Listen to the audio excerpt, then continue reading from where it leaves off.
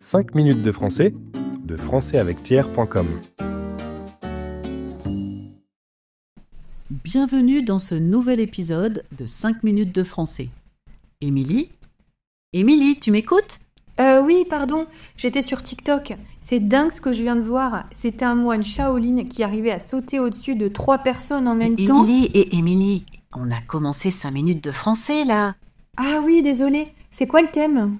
Les réseaux sociaux sont-ils dangereux pour la santé ? Par exemple, est-ce que ça peut créer de l'addiction ? Tu vois ce que je veux dire ? Ah oui, je vois.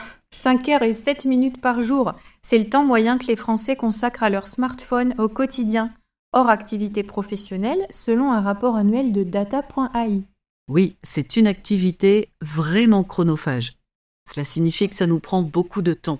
Et chez les jeunes, c'est encore plus marqué. Ils passent parfois des heures sur les réseaux sociaux comme TikTok ou Instagram.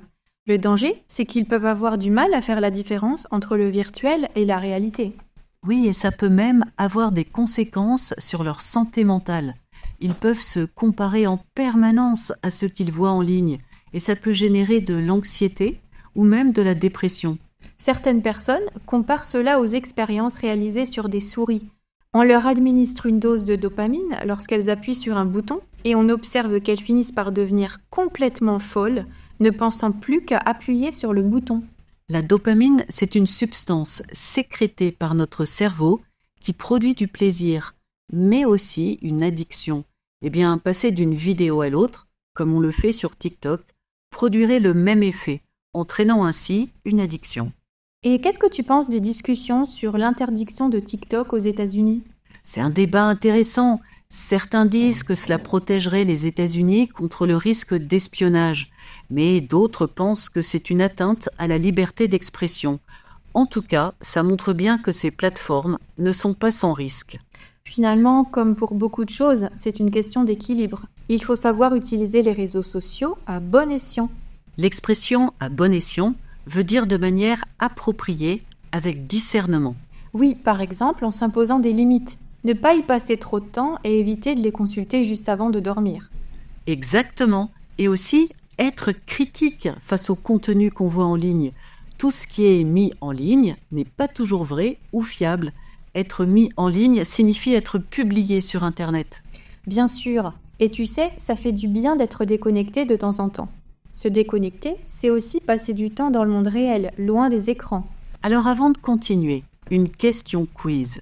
À ton avis, chaque jour, combien de Français ouvrent l'application TikTok ? Est-ce A 95 000, B 900 000 ou C 9,5 millions ? Je dirais B 900 000. On verra ça à la fin. Pour revenir à notre sujet, un autre danger des réseaux sociaux, c'est la surconsommation d'informations. On passe parfois trop de temps à passer d'une vidéo à une autre, et ça peut nous donner l'impression d'être submergés. Oui, mais les réseaux sociaux ont aussi des avantages. Ils permettent de rester en contact avec ses proches, de découvrir de nouvelles idées ou encore d'apprendre des choses. Tout dépend de comment on les utilise. C'est vrai. Par exemple, certaines personnes utilisent les réseaux sociaux pour suivre des cours, partager leurs passions ou faire des rencontres professionnelles. Oui, c'est une excellente manière de tirer parti de ces outils sans en devenir esclave. Et toi, as-tu des astuces pour bien les utiliser ? Je dirais, fixez-vous des horaires, évitez de suivre trop de comptes inutiles et surtout pensez à faire des pauses régulières. D'ailleurs, tu sais que certaines applications permettent de suivre le temps passé en ligne et de fixer des alertes ? Oui, et c'est très utile pour mieux gérer son temps et rester maître de ses habitudes. Bon, revenons à notre quiz. Alors, combien de Français ouvrent TikTok chaque jour ? Tu as dit B, 900 000.